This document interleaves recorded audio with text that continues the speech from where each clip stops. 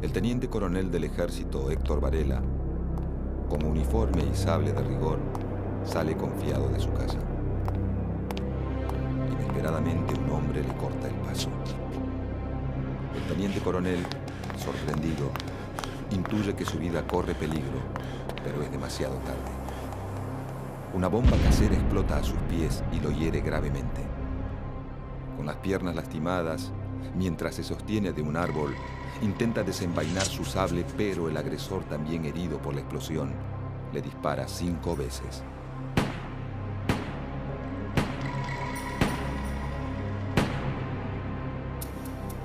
El laureado teniente coronel del ejército, Héctor Varela, muere.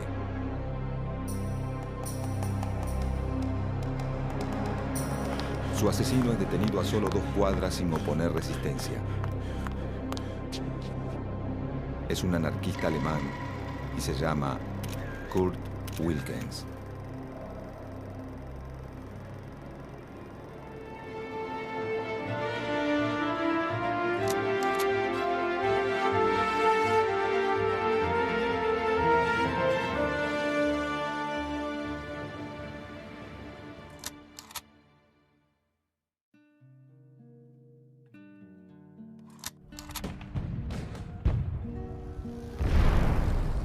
La Primera Guerra Mundial, desatada en 1914, provoca un fuerte impacto en la economía argentina, dado que Gran Bretaña, Francia, Bélgica y Alemania, sus principales socios comerciales, forman parte del conflicto internacional.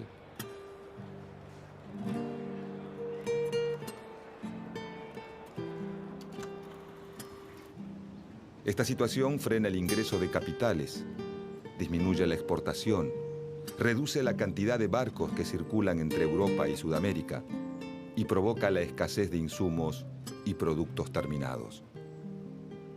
Para los trabajadores argentinos, la crisis significa escasez de empleo.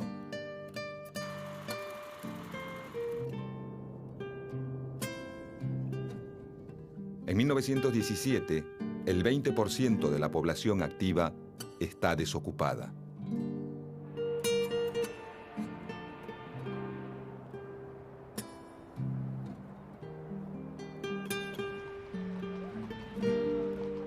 Caen los salarios nominales y la desocupación le quita fuerza a las huelgas como herramienta de lucha y negociación.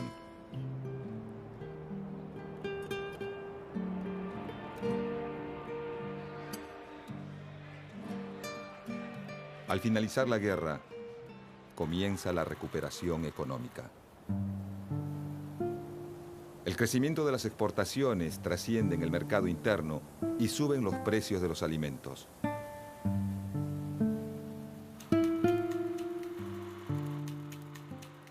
Al mismo tiempo aumenta la demanda de mano de obra y esto mejora la posición de los trabajadores que comienzan a reclamar mejores salarios.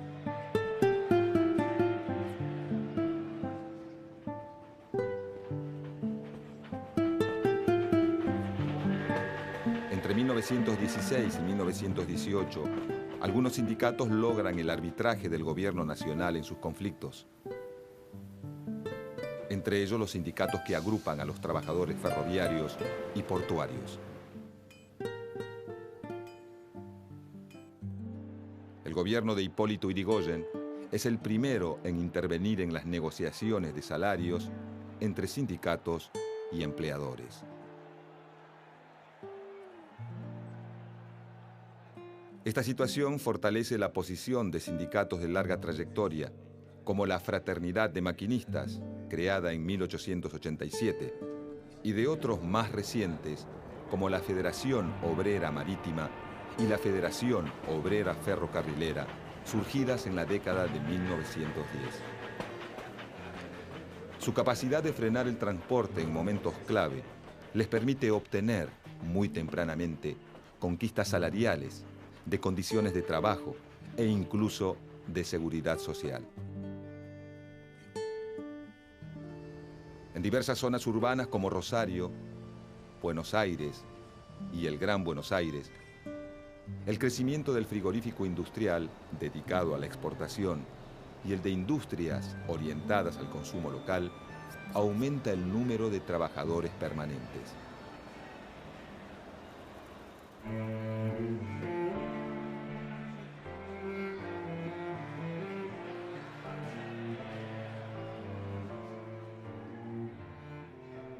La crítica situación generada por la guerra crea en estas industrias una serie de conflictos que fortalecen su organización sindical.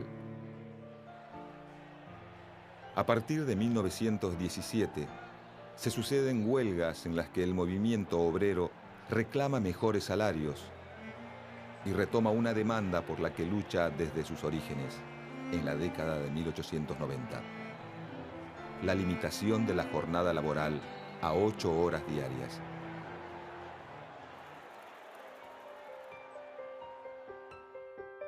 Con el acceso al Parlamento de legisladores del Partido Socialista, se elaboran las primeras leyes obreras.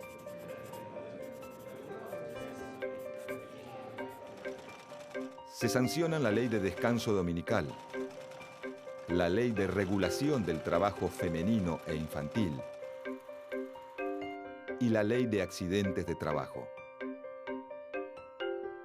Las nuevas leyes regulan los horarios de trabajo, los días de descanso periódico pago y la licencia por maternidad, que revierte la situación a la que están sometidas las mujeres al momento de ser madres, quienes debían continuar en actividad o bien renunciar o ser despedidas. Los trabajadores de algunas industrias consiguen la jornada laboral de 8 horas, pero recién en 1929 llega a convertirse en ley nacional.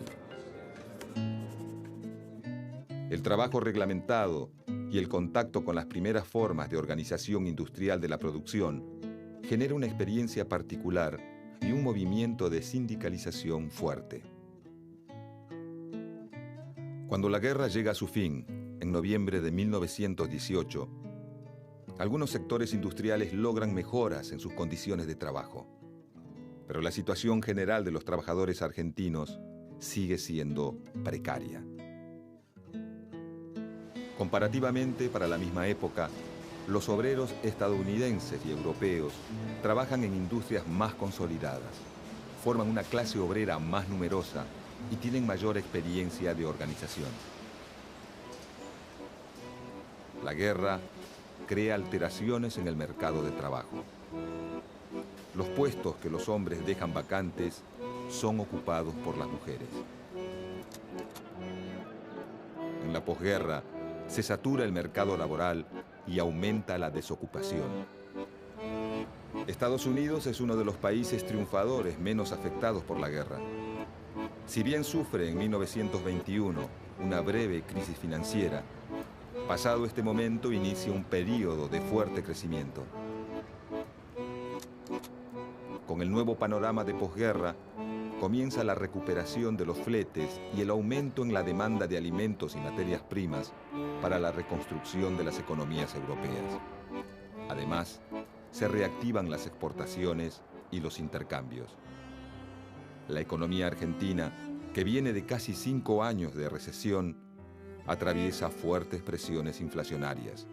Los precios de los alimentos y otros productos de primera necesidad se incrementan por su alza en el mercado internacional. Los trabajadores reclaman la suba de sus salarios para compensar el deterioro de su nivel de vida.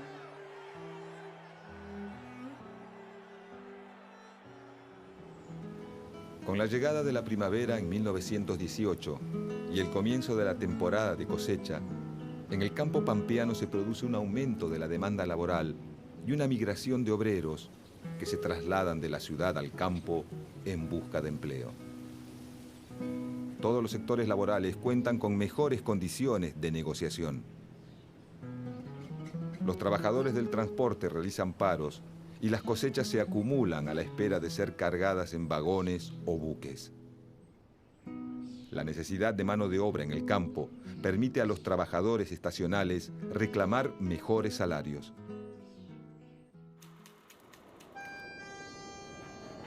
La migración de la ciudad al campo mejora la posición negociadora de los trabajadores urbanos. El gobierno de Hipólito Yrigoyen inicia una nueva forma de vinculación con los obreros a través de la mediación en los conflictos laborales, aunque está lejos de apoyar a todos los trabajadores. Los más beneficiados son los nucleados en organizaciones de tendencia sindicalista, pertenecientes a los sectores más fuertes de la economía, como los ferroviarios o los portuarios. Los sindicatos cercanos al Partido Socialista, principal competidor electoral del radicalismo, reciben menos apoyo. Y ningún tipo de beneficio los anarquistas, que no están dispuestos por principio a negociar con el Estado. Ante esta realidad, en diciembre de 1918, los obreros metalúrgicos de los talleres Bacena inician una huelga.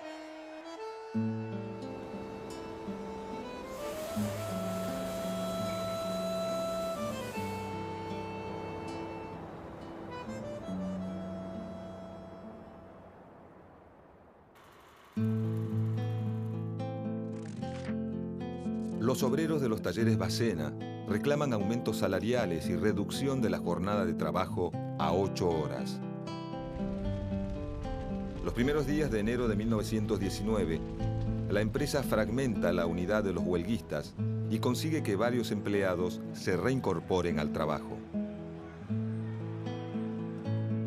El 7 de enero, algunos de los obreros reincorporados a Bacena salen con las camionetas de la empresa desde los talleres ubicados en Cochabamba y La Rioja, en el barrio de San Cristóbal, en Buenos Aires, y se dirigen a buscar materias primas en el depósito situado en las calles Pepirí y Santo Domingo, en el barrio de Parque Patricios. Al llegar a Pepirí y Alcorta, un piquete los exhorta para que abandonen el trabajo.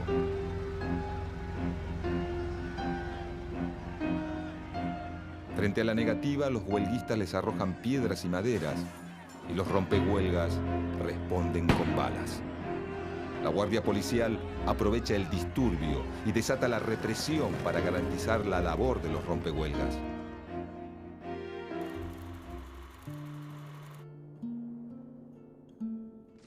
El enfrentamiento deja 3 heridos en las fuerzas represivas y entre los obreros 4 muertos y 30 heridos, algunos de los cuales fallecen más tarde.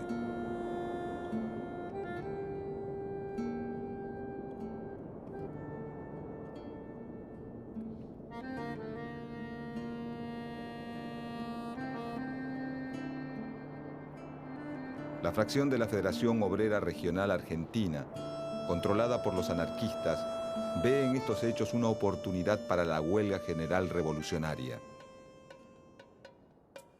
Convoca el paro para el 9 de enero y organiza distintas formas de acción insurreccional.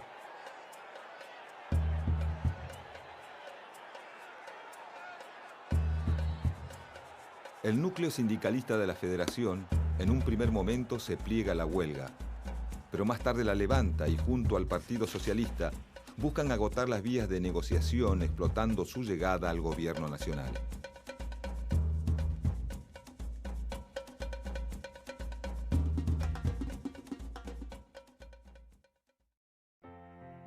El 9 de enero se dispone también como fecha para sepultar a las víctimas. El cortejo fúnebre se convierte en un acto de protesta contra la represión policial.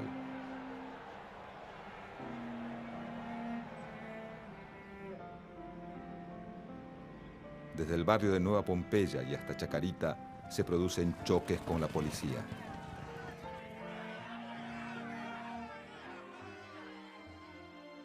Al llegar al cementerio, las fuerzas policiales abren fuego contra la columna de obreros. Mientras tanto, en la planta de Bacena se cierra el acceso. Se forman piquetes de huelga y se instalan barricadas en distintas calles cercanas: San Juan, Cochabamba, Urquiza, La Rioja.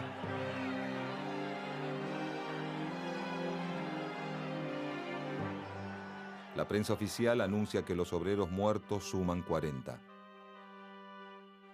La prensa obrera cuenta un centenar y más del doble de heridos. El 10 de enero por la mañana, la ciudad está paralizada tanto por el acatamiento a la huelga como por el temor a sus consecuencias.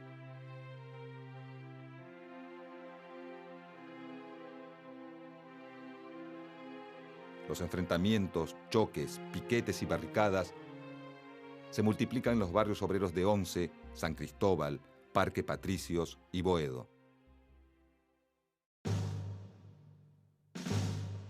El general de Lepián, a cargo de la guarnición de Campo de Mayo, moviliza las tropas hacia la ciudad en espera de que el presidente Hipólito Yrigoyen le dé al ejército la orden de reprimir.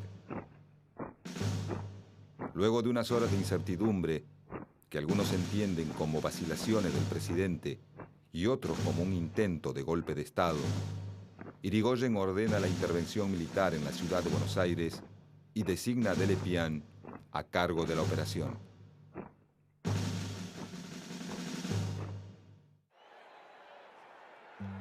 En la ciudad están movilizadas tanto las distintas tendencias de organizaciones obreras como las asociaciones patronales y los grupos reunidos en su apoyo. A la intervención militar, la represión policial a los huelguistas y la confrontación con los grupos de choque anarquistas se suma el accionar de guardias cívicas organizadas por la recién formada agrupación conservadora, la Liga Patriótica Argentina.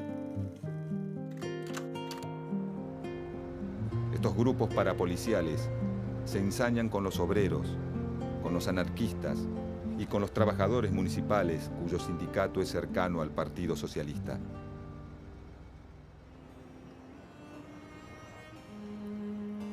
Las fuerzas represoras despliegan sus ataques, particularmente en los barrios donde se concentra la colectividad judía, como Once y Villa Crespo, por considerarlos rusos y por eso sospechosos de revolucionarios.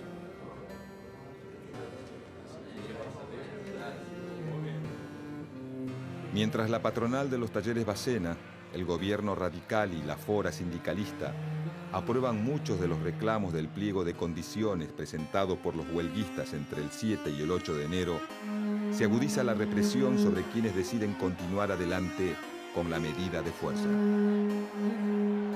Alrededor de 2.000 trabajadores, dirigentes y militantes de distintos grupos son detenidos.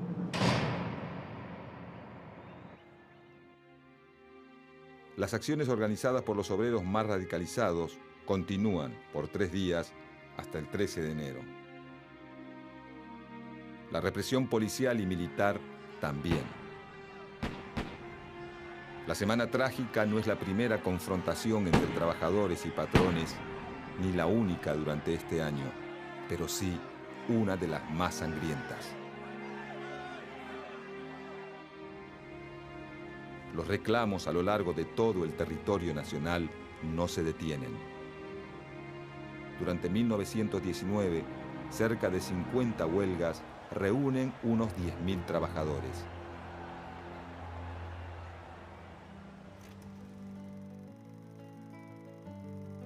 Los conflictos no se limitan al sector del transporte ni al urbano. Emergen también las huelgas entre los asalariados del sector rural. En la región chaqueña se desata un conflicto en La Forestal, una empresa de capital británico dedicada a la explotación de bosques de quebracho. La compañía controla los ferrocarriles y la totalidad de los inmuebles en los pueblos fundados en torno a los obrajes, aserraderos y fábricas de tanino. Su vasto territorio comprende el norte de Santa Fe, buena parte del Chaco y algunas zonas de Salta y Corrientes. La explotación de los obreros y contratistas es brutal.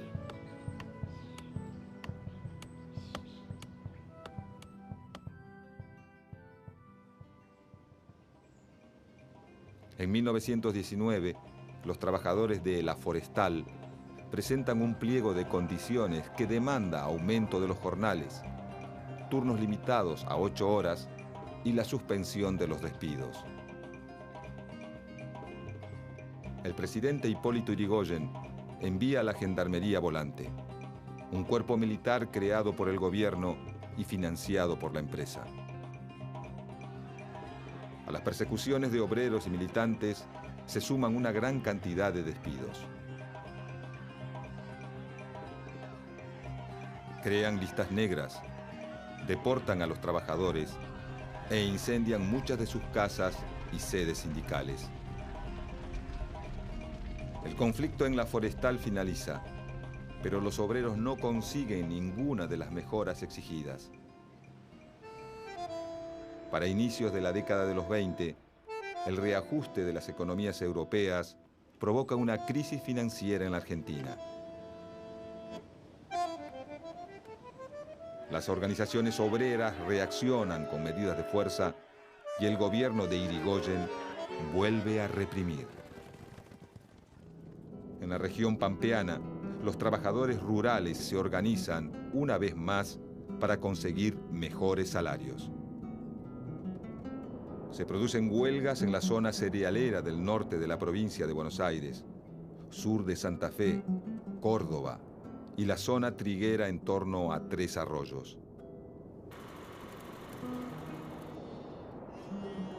La escalada de la protesta obrera se da también entre los trabajadores de las estancias ovejeras en Santa Cruz, donde hacia fines de 1920 se inicia un nuevo conflicto.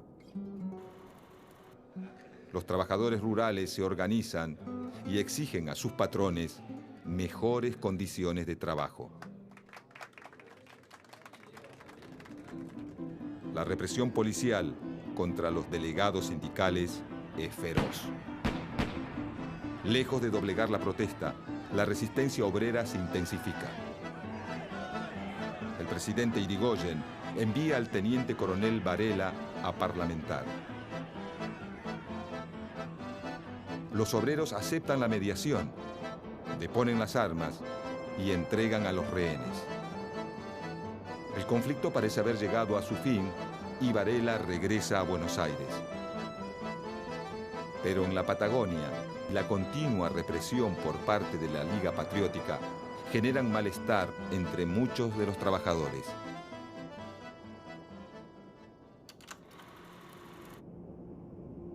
En agosto de 1921, deciden ir nuevamente a la huelga. Los obreros más intransigentes toman rehenes, saquean y queman estancias.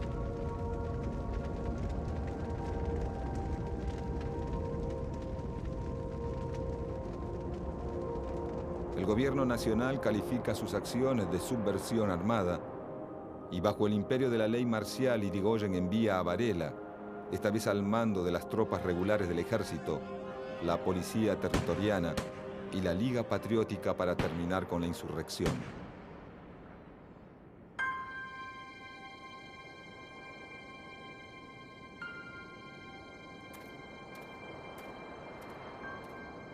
Las tres fuerzas reprimen, torturan, encarcelan y fusilan a los grupos de obreros que se entregan sin resistir, a los militantes más rebeldes y a cualquier sospechoso de tener simpatías anarquistas.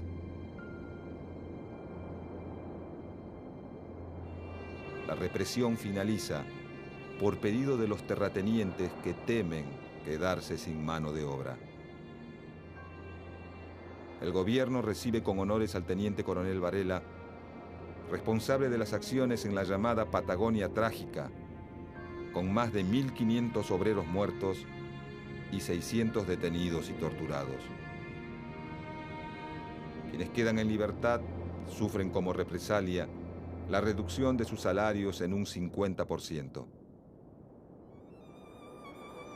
Hacia 1922, la recuperación de la economía argentina apoyada en la mejora del mercado internacional reduce las tensiones. Aumenta la demanda de trabajo y se recupera el flujo inmigratorio para mano de obra perdido a principios de siglo. Los sindicatos, para conseguir mejoras laborales, cambian de estrategia y despliegan tácticas de negociación más que de confrontación.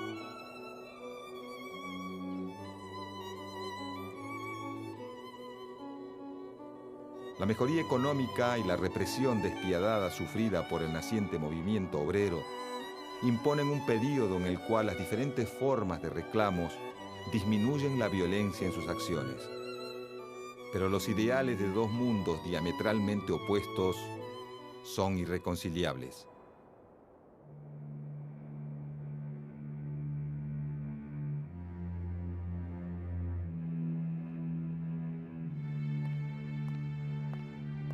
El teniente coronel del ejército, Héctor Varela, sale confiado de su casa. Inesperadamente, un hombre le corta el paso y le arroja una bomba casera que explota a sus pies y lo hiere gravemente. Con las piernas lastimadas, mientras se sostiene de un árbol, intenta desenvainar su sable. Pero el agresor, también herido por la explosión, le dispara 5 veces.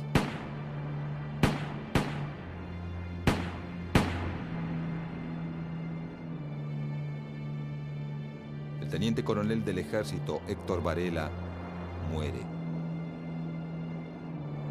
El asesino, un anarquista alemán llamado Kurt Wilkens, es detenido a solo 2 cuadras sin oponer resistencia y declara: pueden matarme. He vengado a mis hermanos. 8 meses después, Varela es honrado con una placa. Los británicos residentes en el territorio de Santa Cruz, a la memoria del teniente coronel Varela, ejemplo de honor y disciplina en el cumplimiento de su deber. La semana trágica marca el fin de la estrategia insurreccional en el movimiento obrero, el debilitamiento del anarquismo, la consolidación de las estrategias sindicalistas y el surgimiento de una derecha militante y agresiva. Esta nueva derecha utiliza organizaciones parapoliciales como el objetivo de reprimir a un movimiento obrero al que acusa de estar inspirado en influencias consideradas nocivas, bolcheviques y anarquistas. Los conflictos desatados entre 1919 y 1922 afectan a trabajadores de todo el país, tanto a los urbanos de Buenos Aires y Rosario, como a los rurales de la región pampeana, del Chaco y la Patagonia. La oleada de conflictividad de esos años es el resultado de los efectos que la coyuntura internacional creada por la Gran Guerra tiene sobre la estructura de la economía nacional. El accionar represivo del Estado y de los grupos parapoliciales logra limitar la movilización. La recuperación económica reduce las tensiones sociales y las estrategias del movimiento obrero se reorientan hacia la búsqueda de canales de negociación con los patrones y hacia el amparo estatal. A fines de la década de los 20, la aparición de nuevas crisis reabrirá muchas de las tensiones experimentadas por el movimiento obrero argentino.